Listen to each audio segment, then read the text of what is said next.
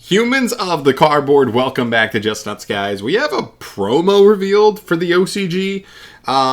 It's another Fire King card, which just seems crazy to me. This is like right up there with Rescue Ace right now as like the best deck in the OCG, and they give it another card.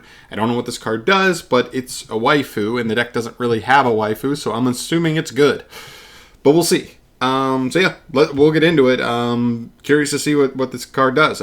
It's an OCG Structures Volume 8 promo, so this is not going to come to us in any way relevant to that, so we'll just get this imported somewhere else. Maybe it'll be in like Phantom Nightmare as an OCG import or some other set other than that, but we'll see. So this is Fire King Consort Ulconix. I mean, her design is cool. She does look cool, and she has the new continuous spell, the shrine in the background, which is very cool as well. I like that. Here we go. Fire Winged Beast Monster, level 4, 800 attack, 2,000 defense. Big booty.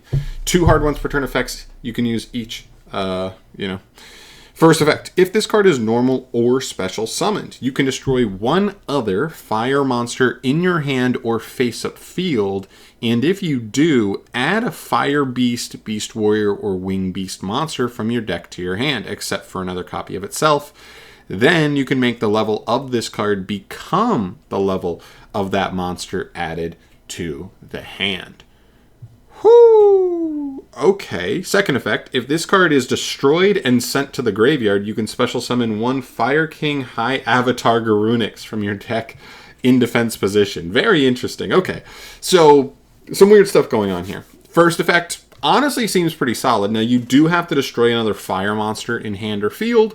And to be honest, with the most recent builds I've been seeing of Fire King, they're actually steering away from Fire King cards. Not entirely. You play enough to play the engine, but you're playing more Snake Eye cards because they're pretty good normal summon. They're pretty good normal summons in their own right, and they're essentially one card combo for what that's worth because of Populace. And so they're leaning more into that. You're kind of playing just the basic skeleton, the mandatory cards you need to play, not a bigger stack of Fire King cards. Now, for a more pure Fire King variant, this card becomes a lot more interesting. Being able to search any of them, no level restriction or anything, so you can also grab the 2 big boys, the actual really good extender cards, and to make this card a level 8, so that way you can even pump out level 8s potentially. Also, this is a card that like searches a level 4, so it could search a level 4, that jump on the field. Now rank 4 is apparent. I would say with this card become a little more abusable in the deck. And then the second effect. The second effect is weird to me because most builds do not play Garunix at all. I know early on it looked like a couple builds were messing around with Garunix, and then when we got the new Snake Eye support in the OCG, or when they got it, they seemed to just completely say, it's just not worth it. It's obsolete at this point. So, cool that it can float into that if you want it, if they're, like, listen, here's the thing. I'm not super well versed with the deck because it's, like, literally not even out in the TCG yet. Legally, so I'm not up to date on like combo lines and stuff. Is there a world where this card's just actually could be really nasty with combo lines, because you could like summon it, pop something to search, and then pop this card to then, extend, because that's kind of what they do. They might like destroy a monster to summon, whatever, do whatever kind of extension you do there.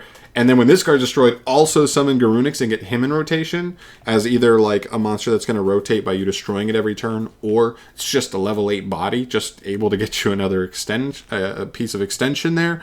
I have no idea.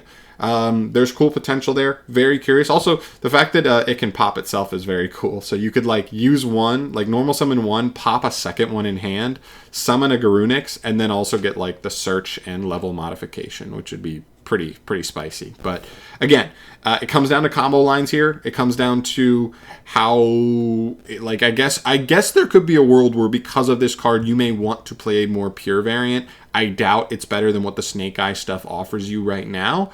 But I do think it's not a bad card in a vacuum. I actually think it's like a decent card. But I actually like the way it's designed, because what this card does is it gives you a little more incentive to try and play a more pure variant, which is very cool, because it's kind of getting, it feels like a lot of the metagame right now in the OCG is getting watered down by the Snake Eye Sinful Spoils engine. Just kind of like the TCG is. And we don't even have like the new crazy card Populous yet. So we'll see. But a cool card, honestly. I was a little bit nervous that it was going to push the deck even further, but I think it pushes it in the right way by giving it another app, making the other variant of the deck maybe a little bit more fun, a little bit more playable, and a reason to actually go in that direction. But very cool. Let me know your guys' thoughts down below. If you guys have already done a little more testing than I have already with the deck, please let me know in your thoughts down below. Is this just completely unplayable? Is it not worth it? Is it only playable in, like I said, like a more pure variant? Or do we need to wait? Or is it just not going to make it because it's just going to be so obsolete because the Snake Eye cards are going to make it they're just going to monopolize the way this deck should be played. Let me know your thoughts down below. Love to hear it on that. But I'm out of here for today. I'll keep you up to date on anything else Yu-Gi-Oh! News coming around the corner. And I'll see you in the next one. Peace.